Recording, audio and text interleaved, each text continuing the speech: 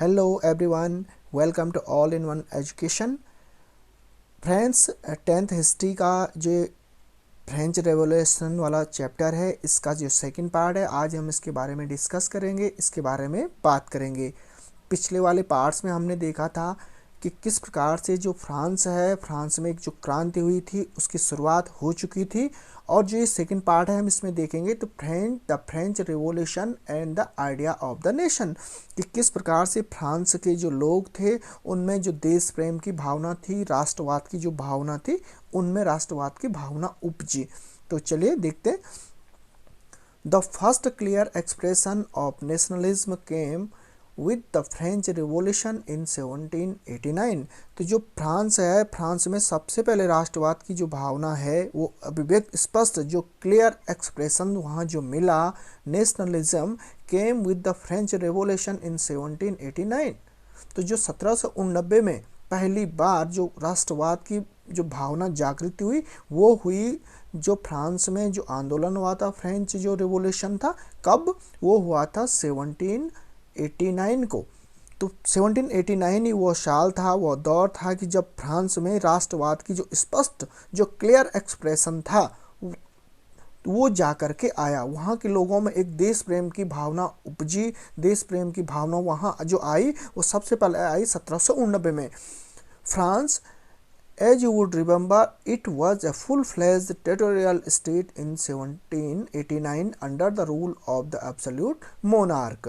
तो इतना आपको याद होगा, इतना आपको पता होगा, as you would remember, जैसे कि पिछले लेसन में आपने पढ़ा, आपको पता है कि 1789 से पहले जो फ्रांस था वो क्या था, एक टेरिटोरियल स्टेट था। 1789 तक वहाँ under the rule of the absolute monarch, वहाँ मोनार्की चलती थी, मतलब जो राजा महाराजा का जो शासन था, एक जो निरंकुश राजाओं को वहाँ शासन था। तो जब निरंकुश राजाओं का शासन था, राजाओं के जो अत्याचार होते थे उनसे लोग बहुत ज़्यादा दुखी थे।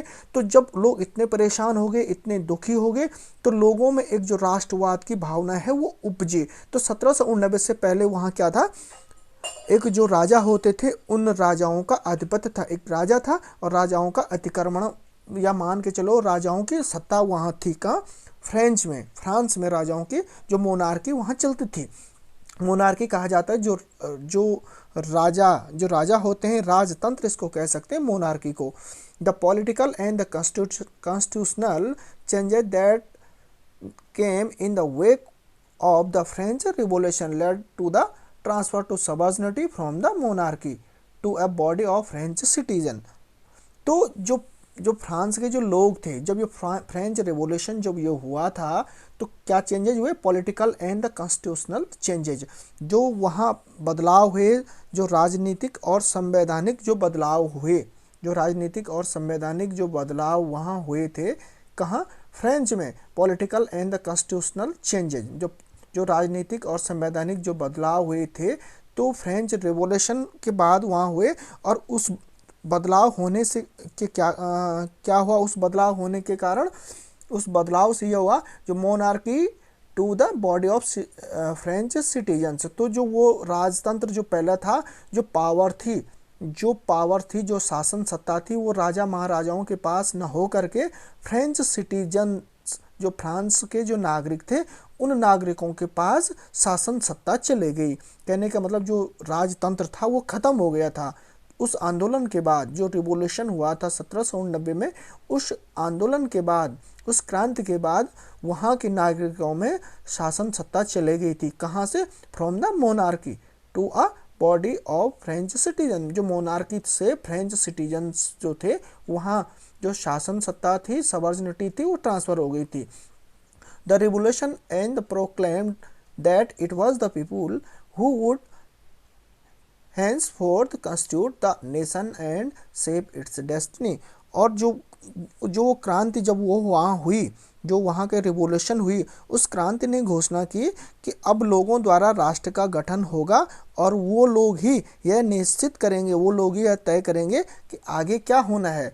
वही जो कॉन्स्टिट्यूट है और जो नेशन है, its shape and it's destiny. और वहाँ के लोगों ने द रिवोल्यूशन प्रोक्लेम्ड, जो रिवोल्यूशन, वो जो क्रांति थी, उस क्रांति ने प्रोक्लेम्ड, डिक्लेयर्ड, तो उन्होंने घोषणा की दे अनाउंस्ड, क्या घोषणा की कि people who are henceforth the constitute and the nation and shape its destiny, उन लोगों ने यह निश्चय किया कि जो वहाँ का जो संवैधानिक है, जो संविधान है, या जो उस वहाँ फ्रांस का जो राष्ट्र है उसका जो भाग्य है, उसकी डेस्टिनी है और उसका शेप जो आकार है वो लोग ही तय करेंगे कि फ्रांस किस प्रकार का होगा आगे चल करके। From the very beginning the French revolutionary introduced various measures and the practices that could create a sense of the collective identity amongst the French people। तो शुरू से ही आरंभ से स्टार्टिंग पॉइंट से ही फ्रांस के जो क्रांतिकारी थे, फ्रांसीसी जो रिवोल्यूशनरी थे, फ्रांसीसी जो क्रांतिकारी थे, उन्होंने ऐसे बहुत सारे स्टेप उठाए, ऐसे बहुत सारे कदम उन्होंने उठाए जिससे फ्रांस के लोगों में एक जो क्या हो सके, सामूहिक पहचान की भावना पैदा हो सकती थी। उन्होंने शुरुआत से ही आंदोलन इस हिसाब से किया कि जिससे लोगों में देश प्रेम की भावना उपजे, देश प्रेम की भावना उपजे। फ्रॉम द वेरी बिगिनिंग, कहने का मतलब स्टार्टिंग से ही फ्रेंच रिवोल्यूशनरी जो आंदोलनकारी थे, introduce various measures and the practices, बहुत से ऐसे काम किए कि जिससे create a sense of collective identify amongst the French people, जो फ्रेंच पीपल थे उनमें एक क्या भावना पैदा हो सकती थी, एक सामूहिक पहचान की भावना पैदा हो सके। ऐसे काम उन्होंने शुरू से ही किए। कहाँ के लोगों ने? फ्रेंच के लोगों ने। द आइडिया ऑफ द ला पैटर्न एंड ले सिटोयन emphasized the nation of a unit community enjoying the equal rights under a constitution। और उसके बाद उनके मन में आइडिया आए, विचार आए किसके? जो ला पैट्रिक, जिसको एक पैतृक भूमि इसको कहा जा सकता है, और ले सिटोयन मतलब जो एक नागरिक, इस नागरिकता की जो भावना है। तो इस नागरिकता की भावना ने क्या किया कि संयुक्त जो समुदाय होता है उसके विचार पर बल दिया, और जिसे एक संविधान के अंतर्गत समान अधिकार प्राप्त थे। जो कॉन्स्टिट्यूशन होता है उसके अकॉर्डिंग उनको क्या थे? समान अधिकार।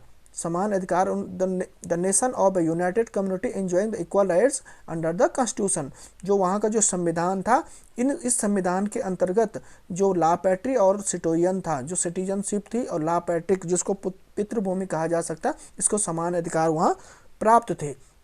कहाँ? फ्रांस में।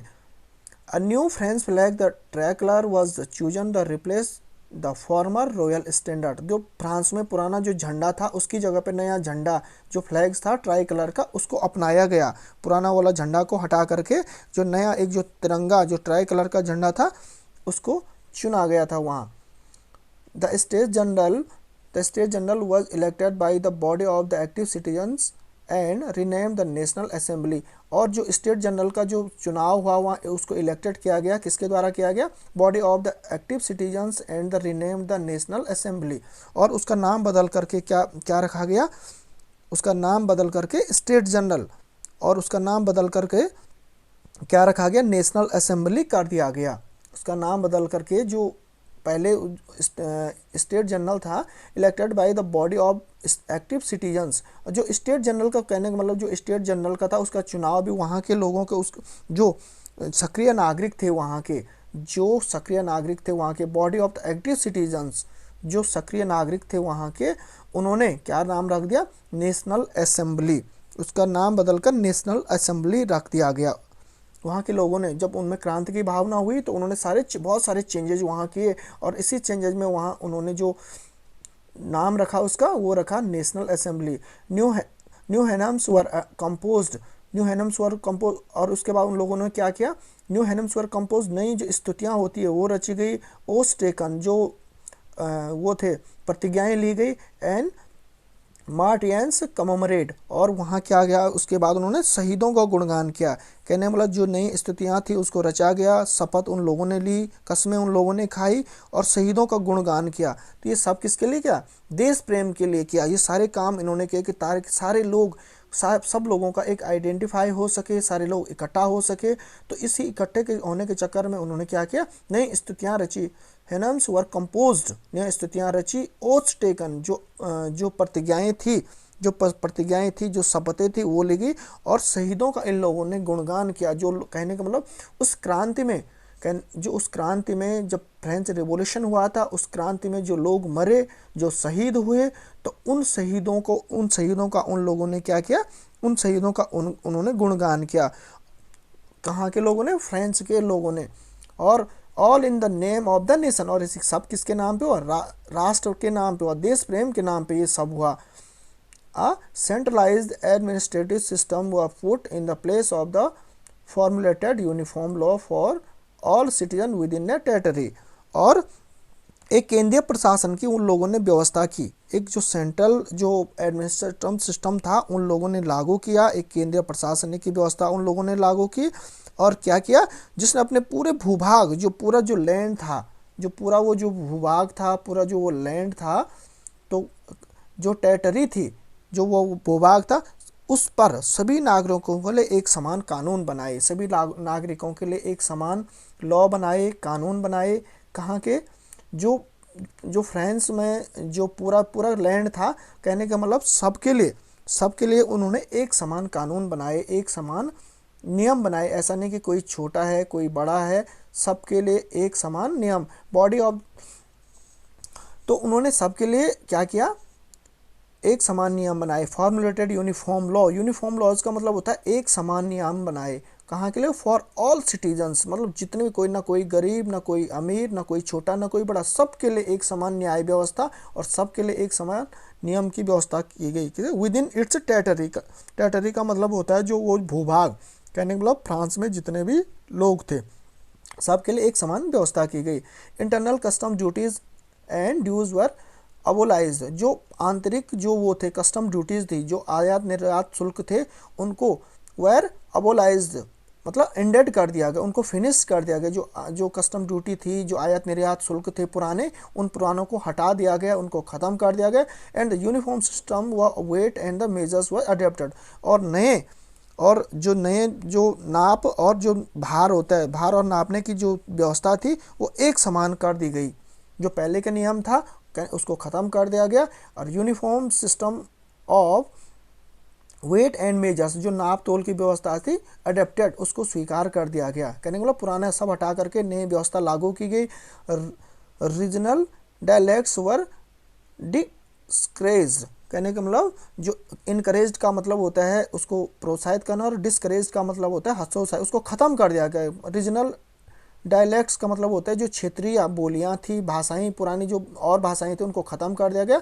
And French as it was spoken and the written in Paris became the common language of the nation.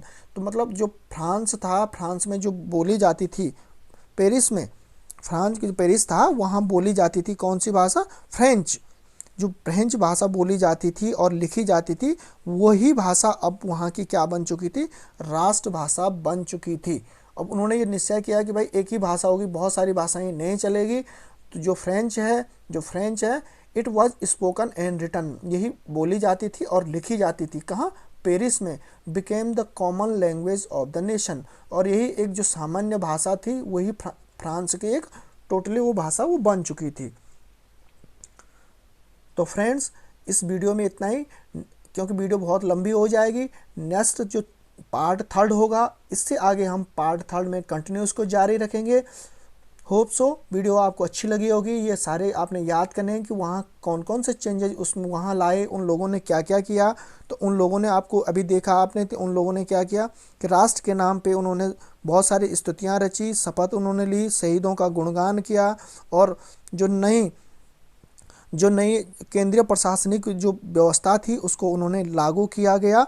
तो ये सब किया उन लोगों ने जो जब उनमें राष्ट्र प्रेम की भावना उपजी, देश प्रेम की भावना उपजी 1789 से। तो माय डियर फ्रेंड्स, नेक्स्ट वाले वीडियो में इससे आगे 3rd पार्ट उसमें चलाएंगे। अगर आप चैनल पे पहली बार आए हैं तो इसको चैनल को सब्सक्राइब करें और बेल आइकॉन को भी ज़रूर प्रेस कर दिए, ताकि आने वाला जो नेक्स्ट पार्ट है वो आपको मिले सबसे पहले। तो friends, thank you, bye bye.